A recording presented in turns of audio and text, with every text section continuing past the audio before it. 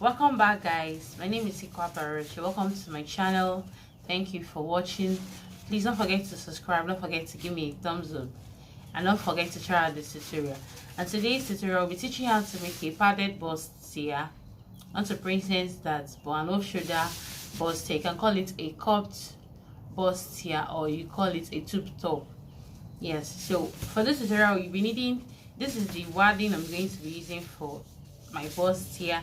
You'll be needing your pattern paper. I love pattern drafting a lot, and that's what I usually use for my for drafting my bustier. You can try it out too. And of course, I'll be using my rulers. I'm using this. I have this, and of course, you also be needing your scissors, your marker, and of course your tape.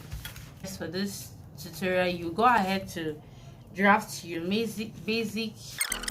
Guys, I've gone ahead to draft measurements. It's believed that everybody should know how to do this. This is the shoulder, this is the chest line, this is the bust point, this is the under bust, this is the waistline. This waistline is where the half length is stopping. So I've gone ahead to repeat my measurements, the bust. I put the bust measurements, the under bust measurements, and the waist measurements. So this one now is what I'm going to be using as my dart.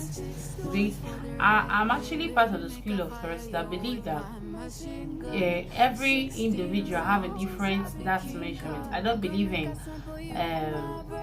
giving everybody 2 inches dart in measurement, and this has been working for me. So I'm using this as my client's dart measurement.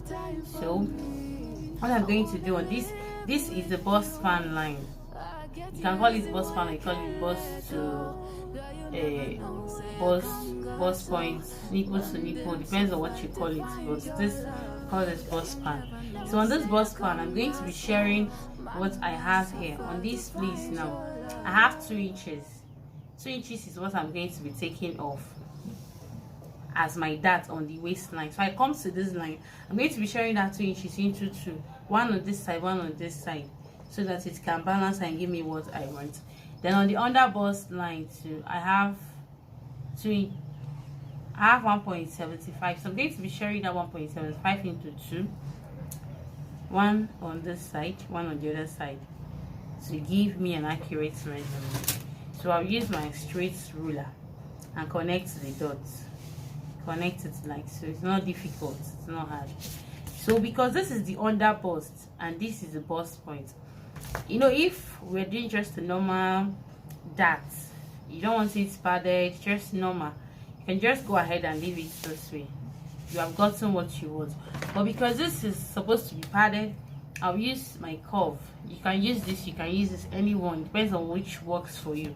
Just connect from these dots to meet this place to give it an under bust look. It needs to look like an under bust. You can call this your under bust tightening, or you call it the padding method. I use this to tighten my under bust. This is the under bust. So this is the chest line. On this chest line, I need to do what we call contour, or you call it over bust tightening, because you wouldn't want your off shoulder to be looking free. It needs to be tight on the chest line. So I'm going to be sharing 1 inch on both sides to make it a total number of 1 inch. So half. Then on this line too, I'm going to use my ruler to connect it also. So because I've taken 1 inch from this place, I still need to add it up on this my armhole line, so that it will still fit and give me what I want. So since I've measured my 1 inch back, I'm going to connect like so to give me what I want. So this is what I have at the end of the day. So this is it. So if the neck was supposed to maybe a princess, if it was supposed to be a princess that, you know, now you connect, but I don't want to do a princess that now, or if the neck also was supposed to maybe a sweetheart neck you now start giving your neckline whatever you want your neckline to look like. But I don't want my neckline having a sweetheart neck. I just want a straight four corner shape neck. So I also believe that the back half length and the front half length cannot be the same, because there's bust in the front and there's no bust at the back. So my clients now have the half length for front is 19, while her half length for the back is 16 inches, making it a difference of 3 inches. So that 3 inches now I need to take it out on the center side to be able to join it together, and it will still be equal. Because if I don't take out the 3 inches when I want to join my front and my back measurements, it's really going to give me issues because it will not be equal. So how do I do this now? Since it's 3 inches, I'll be using 3 inches as my bust dart. I'm going to give this a bust dart. I'm coming down on the after the bust point down by 2 inches, and on this side I'm coming in by 1 inch, making it a total number of 3 inches. So I connect it like so, just like this, connect it like this. Yes, this is what it looks like.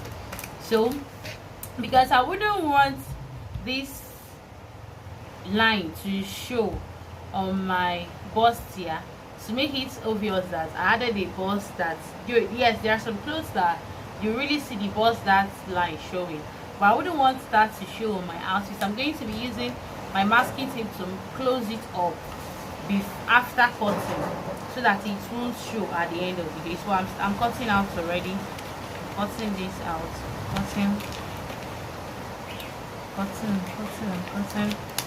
It's not difficult. It's actually not a difficult task. It's as easy as anything. That's my basic. Obviously, you know, we'll be taking this out. This is our dart, this is our dart, this is going out. So instead of me cutting on this line now, I'll be cutting off this dart part, cutting it off like. You can cut this one or you cut the other one, then close it up like this. I use my masking tape to cover it, so that I have a very nice, yep. So it's not difficult, it's really not difficult.